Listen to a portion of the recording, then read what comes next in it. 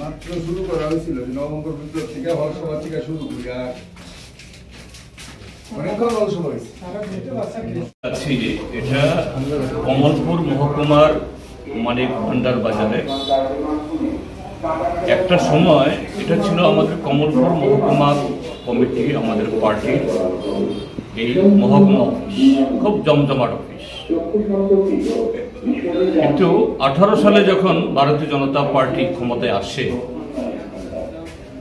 তারপর থেকেই এই অফিস আর খোলা যাচ্ছিল না।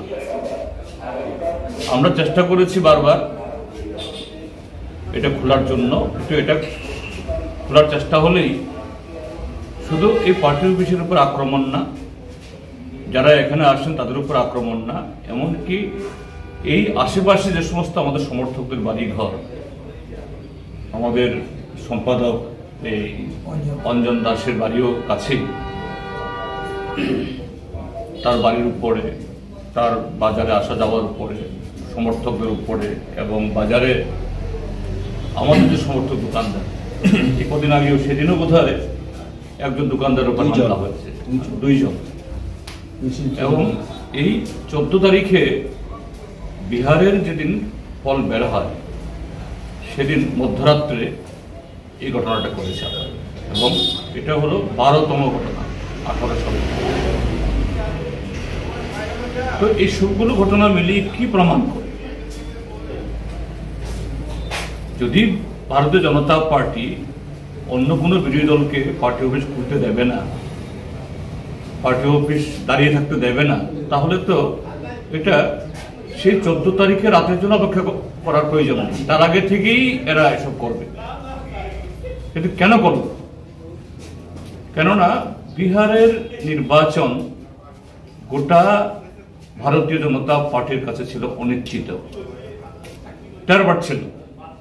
বিহার থেকে ত্রিপুরা বহু দূরে, কিন্তু এখন সোশ্যাল মিডিয়ার যুগ, অনিবার্যভাবে বিজেপি হারছে। তো সমস্ত কারসাজি করে ইতিমধ্যেই এগুলো পত্রপত্রিকা আসছে। যখন তাদের এই জোড়াতালি জয় যখন একটা বের করে দিতে পারলো নির্বাচন কমিশনের সাহায্যে, ত্রিপুরার বিজেপি এরা যেন ভেবেছে এরা একটা অক্সিজেন পেল। এই যে বহিঃপ্রকাশ, এটা অস্বাভাবিক। এবং যে আমরা বলছি বিজেপি এখন শুধু ফেসিস সুলভ না, নয়া ফেসিবাদের চেহারা নিয়েছে, তারই চেহারা। এটাও বলতে চাই এদের দিন গণিয়ে আসছে। এই কারণেই একটা বদ্ধ পার্টি অফিস, এটা নিয়মিত খোলা হয় না, তার উপরে আক্রমণ মানেটা কি? যেন এই বদ্ধ পার্টি অফিস এটাকেই তারা ভয় পাচ্ছে, এটা অস্তিত্বই তাদের ঘুম কেড়ে নিচ্ছে।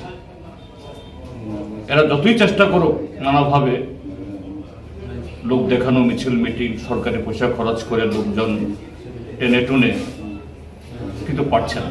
এই যে গতকালও আগরতলায়, এই আগরতলার পাশে খুমুলুঙে মুখ্যমন্ত্রী মিটিং করতে গেছে, মুখ্যমন্ত্রী মিটিং থেকে ফিরে আসতে না আসতেই 2 দল লেগে গেল, ত্রিপুরা মোথা বিজেপি। অর্থাৎ একই সরকারের থেকে সেখানে বনিমানা হচ্ছে না, একই দিনে কৈলাস শহরে সেখানে গোলাগুলি হচ্ছে, সেখানেও 4 জন গুরুতর আহত হয়ে জীবন ভর্তি হয়েছে। এই হলো ত্রিপুরা। অর্থাৎ শেষের পুরো আমরা যে বারবার বলছি, এটা যেন আরো ত্বরান্বিত হচ্ছে।